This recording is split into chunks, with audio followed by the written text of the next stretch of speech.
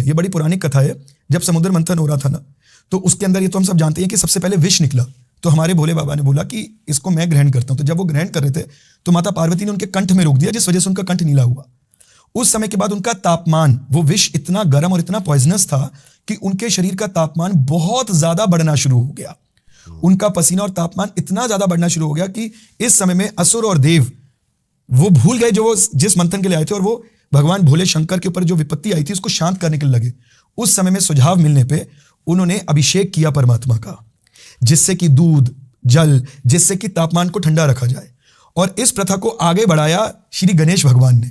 जब भगवान शिव की युद्ध हो रहा था, शायद जलंधर के साथ था या तारकासुर, मैं भूल गया हूं, दोनों में से किसी के साथ युद्ध हो रहा था, तो उसमें भगवान थक गए। दोबारा से उनका तापमान बढ़ा, क्योंकि उनका टेम्परेचर थोड़ा जल्दी बढ़ जाता है, तो उनका तापमान बढ़ा और वो थकावट सी महसूस करने लगे। उसी समय भगवान श्री गणेश ने शिवलिंग के ऊपर अभिषेक करना शुरू किया और परमात्मा दोबारा से अपनी एनर्जी को वापसी पाए।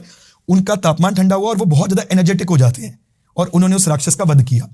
तो जब हम शिवलिंग पे अभिषेक करते हैं ना, तो हम परमात्मा को, आप आज किसी के घर जा रहे हैं तो आप उसका लड़ाई करके उससे कुछ मांगेंगे, या वो उसका तापमान बढ़ाओ तो आप कहेंगे भाई तू छोड़, मुझे तो ये दे, तो आप उसको पहले प्लीज करेंगे। सही बात, प्लीज करेंगे। तो दिस इज अ वे कि जिससे आप पहले परमात्मा को शांत करते हैं, उनकी एनर्जीज को बैलेंस करते हैं, उन्हें ठंडा करते हैं, और फिर आप अपनी बात रखते हैं। और भी इसके अंदर बहुत डेप्थ है, बट तंत्र के साइड इफेक्ट्स बहुत सिवियर हैं दीपक भाई, क्योंकि बहुत अधूरा ज्ञान मार्केट में आ गया, जिसकी वजह से हमने, तंत्र है क्या? आप तो इतने पॉडकास्ट करते हो, तंत्र है क्या? किसी ने आपको आज तक एक्सप्लेन किया ऑन या ऑफ द कैमरा? दीपक भाई, तंत्र इज ए टेक्निक। आज की डेट में टेक्नोलॉजी ने उसको ओवरकम कर लिया। जैसे आज आप यहां से बैठे बैठे वर्ल्ड के किसी भी कोने में मोबाइल फोन से बात कर लेते हो, ये क्या है? टेक्नोलॉजी। तो इसलिए तंत्र जो है वो कम होता गया। तंत्र क्या था? तंत्र बॉस कि हम अपनी ऊर्जाओं को, जिसको हम पहले में टेलीपैथी बोलते थे, उस लेवल तक अपने सबकॉन्शियस को अटेन कर लेते हैं। Tantra means pleasing the deity through the mantras and using the energy of the tan. बिल्कुल सही बात। उसको इकट्ठा कर लेना, अपनी ऊर्जा को। सही अच्छा तांत्रिक यहां बैठे बैठे आपके सामने लगे इस बोर्ड को गिरा सकता है नीचे। अब वही जो मैं देख रहा हूं, तांत्रिक मार्केट में आ रहे हैं और अपने आप को एडवर्टीज कर रहे हैं। तो अगर आप ही को एडवर्टीजमेंट की जरूरत पड़ रही है तो तंत्र कहां गया आपके पास? आप अपनी ऊर्जाओं को बढ़ाओ और लोगों को अपने पास खींच के लाओ। प्रॉब्लम इज कि अधूरे ज्ञान के अंदर ही आ गए। और मैं हमेशा कहता हूं कि अंत कौन करता है किसी भी बुराई का? परमात्मा का सुदर्शन। तो जो आपने बोला ना टेक्निक किया, वो मेरे गोविंद की एनर्जीज हैं, वो मेरे गोविंद की साधना है। अगर आप कहते हो कि वो तंत्र है तो मेरे परमात्मा का है। उसके थ्रू ऐसी कोई विधि नहीं जिसका अंत ना किया जाए। अब मैं आपको एक बात और बताता हूं, एक और किस्सा सुनाता हूं। हाँ जी, मैं यही पूछने वाला था आपसे। आपने बोला कि जी तंत्र, और मैंने कहीं 2-3 जगह सुना कि क्या ये तंत्र रिवर्ट मारता है। तो लोगों ने बताया कि अगर आप तंत्र को, अगर आप कुछ प्रिकॉशंस लो, तो आप किसी की तरफ भी कुछ भी कर लो, कोई मर्जी आप नेगेटिव क्रिया वशीकरण कर लो, आपके ऊपर नेगेटिव इफेक्ट नहीं आएगा। दीपक भाई, एक केस आया, जैसे हम इस ग्रुप में रहते हैं तो कहीं फ्रेंड सर्कल भी होता है ना आपका सेम प्रोफेशन का। एक केस आया, उसमें उन्होंने बताया जी कि बड़े इन्फ्लुएंशियल बंदा था, एक आप ही के साइड का था, हरियाणा साइड से बिलोंग करते थे। बहुत ही ज्यादा इन्फ्लुएंशियल फैमिली, फाइनेंशियली बहुत अच्छी। उनके ऊपर ना किसी का कोई कोर्ट केस चल रहा था, कोई जमीन जायदाद का लेके, है ना, ये तो आम बात है, ये तो चलता रहता है। तो ये उनका चल रहा था। तो वहां पर कुछ लड़ाई झगड़ा हुआ, कुछ अनहोनी हो गई, तो उनके ऊपर एक केस हो गया। उस केस को दबाने के लिए उन्होंने विक्टिम की फैमिली को साम दाम दंड भेद सब लगा दिए, जैसे कि पावर, पैसा, धमकियां सब कर दी। वो लोग टस से मस नहीं हो रहे थे। तो दीपक भाई, इन्होंने अपनी छवि को भी मेंटेन करके चलना था। इन्होंने एक रियल और बड़े सीक्रेट तांत्रिक की मदद ली। अच्छा। बहुत रेयर, वो आपको ऐसे इजीली नजर नहीं आएंगे। बहुत रेयर और बड़े सीक्रेट तांत्रिक की मदद ली, और विद इन 21 डेज इनको रिजल्ट भी मिला। विक्टिम की पार्टी ने खुद ही केस विड्रॉ कर लिया।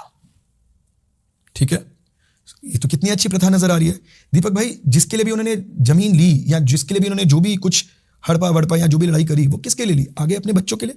तंत्र का साइड इफेक्ट जरूरी नहीं है कि आप पे ही आएगा, वो आपके सह परिवार किसी भी आ सकता है।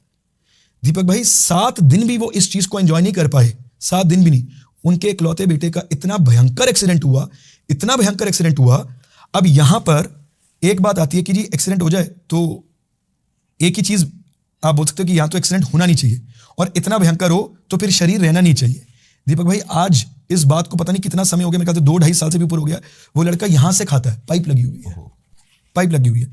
गाड़ी पूरी खत्म थी ये बार हाईवे वाले रोड पे, इतनी हड्डियां और इतनी वो चीज टूटी जिसका कोई हद हिसाब नहीं। अब मजे की बात सुनना, एक्सीडेंट होना एक आम बात है, कोई बहुत बड़ी बात नहीं है। उस रोड पे जहां उनका एक्सीडेंट हुआ, उनकी स्पीड बहुत तेज नहीं थी, कंप्लीट फैमिली गाड़ी के अंदर थी। लड़का गाड़ी नहीं चला रहा था, साथ वाली सीट पे बैठा हुआ था। जो सरिये का ट्रक घुसा तो सरिया तो कॉमन होगा, ड्राइवर के भी जाना चाहिए, उसके भी बच गया। इंटायर फैमिली को छोटी मोटी जो भी चोटें फर्स्ट एड आई, उस लड़के के साथ देखो क्या हो गया। ये तंत्र का ही साइड इफेक्ट है। एंजॉय करोगे आप अपना वो धन जो आपने लिया, जो आपने जिस चीज को दबाया, वश में किया, वो हो सकता है अब आपके साथ आपने उनको जिस तरीके से दबाया और जो भी कुछ करवाया, तो तंत्र के बहुत भयानक साइड इफेक्ट्स हो सकते हैं, जो कि मैं मानता हूं कि क्यों हो सकते हैं, क्योंकि it has been converted into greed. Greed तो इसका कभी मकसद था ही नहीं, और जब जब जिसने ग्रीड की है, राजा बलि से लेके आप कहीं पर भी देख लो तो आपके सामने सब कुछ है। तो एंड में बलि ने क्या किया, अपना ही बलिदान दे दिया, यही तो किया। मोक्ष ही सत्य है। बलि के कॉन्सेप्ट पे आपका क्या कहना है? बलि विधान सही है गलत है? दीपक भाई देखो, ये ना बहुत डिबेटेबल है। ये 12 पॉडकास्ट में पूछ चुका हूं मैं, ये बहुत डिबेटेबल और है, 12 आंसर मिले हैं मुझे। लेकिन मैं आपको एक चीज बताता हूं कि अगर आप इसके डेप्थ में जाओगे, आप जानते हो ना कि तंत्र के अंदर एक समुदाय है, नाथ समुदाय है ना, नाथ, वो बड़े अघोरी, और इसके अंदर आर्क है हमारे पास बहुत सारे नाथ संप्रदाय। तो उनके जो गुरु हैं वो हैं दत्तात्रेय भगवान, जो त्रिदेव का मिश्रण है, जिनको कहते हैं कि जी ब्रह्मा, विष्णु और शिव, उनके मिश्रण है। तो साहब ऐसा है कि he was the first to teach tantra, he was the first to teach tantra. लेकिन ये बलि का कंसेप्ट कब प्रचलन में ज्यादा आया, कब ये ज्यादा फेमस होना शुरू हुआ?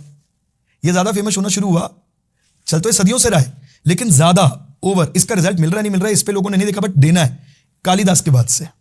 ओके। कालिदास की जीवनी अगर आप पढ़ेंगे तो उनकी जीवन जो है ना वो सडन ट्रांसफॉर्मेशन में था। मैं शॉर्ट में बताता हूँ, सब तो जानते हैं कि कालिदास क्या थे, जिस डाली पे बैठे उसी डाली को काट रहे थे।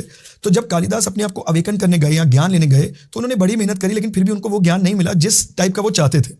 वो माँ काली के शुरू से बड़े अच्छे भक्त रहे, तभी उनका नाम कालिदास था, क्योंकि उसी मंदिर के वो पास रहते भी थे।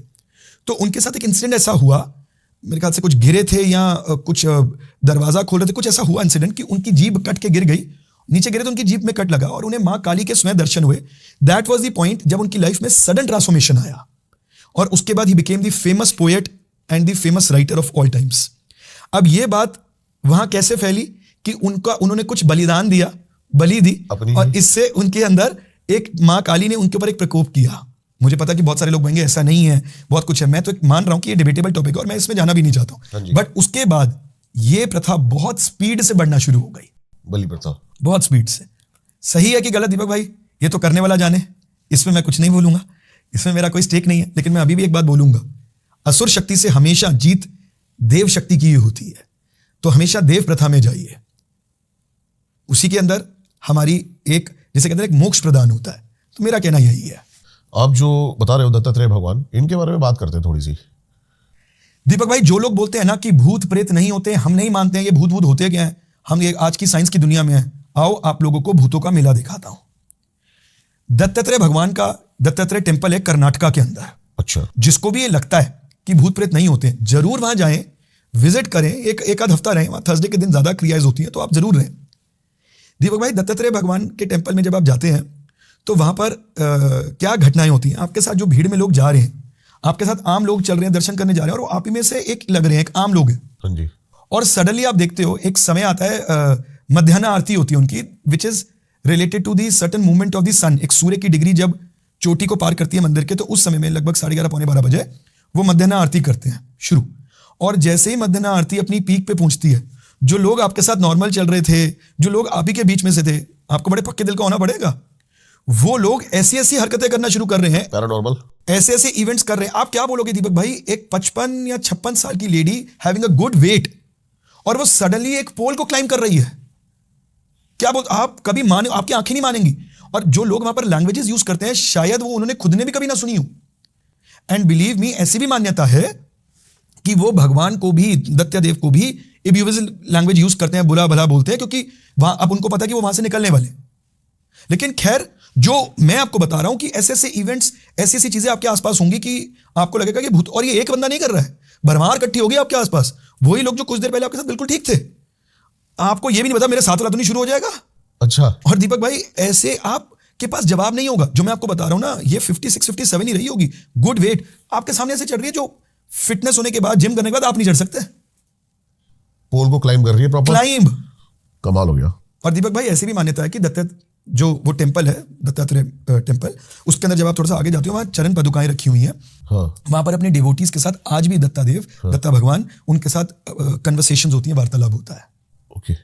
और ये इतना ही सत्य है, अगर आप इनके बारे में और ज्यादा जानना चाहें तो सिखिज्म में गुरु गोबिंद सिंह ने हाँ जी। इनकी पूरी लाइफ हिस्ट्री लिखी है, रुद्र अवतार, ओके, उस पे भी, वहां पर भी आपको इनका वर्णन मिलता है।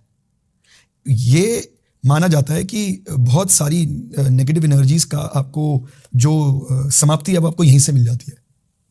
तो ये दत्तात्रेय और जो भूत लोग पे नहीं ये मानते बड़ा ना, नया कॉन्सेप्ट था और मैंने फर्स्ट टाइम ही सुना सर, ये तो बिल्कुल। मैं तो कह रहा हूँ दीपक भाई, जो भी लोगों को लगता है ये होता नहीं होता, अपने अपने घरों से निकलो और एक बार विजिट करके आओ। मैं तो फिर जाऊंगा। जरूर कमेंट सेशन में मैं या तो आपको पक्का जाने वाला बताएं हूं। कि भाई उनका एक्सपीरियंस क्या रहा। लेकिन रुकना एक हफ्ता जरूर है, क्योंकि थर्सडे के दिन वहां पर ये चीज ज्यादा आपको देखने को मिलेगी, और अमावस्या के दिन तो मेरे ख्याल से वहां को जाता भी नहीं है शायद।